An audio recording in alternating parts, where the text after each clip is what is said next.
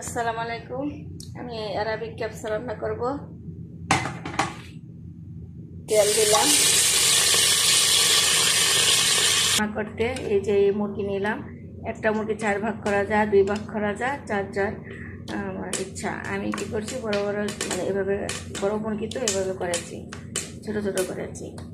রসুন পেঁয়াজ পেস্ট করেছি, দিয়েছি মশলা, গোলমরিচ, জিরা আর পেস্ট, টমেটো পেস্ট,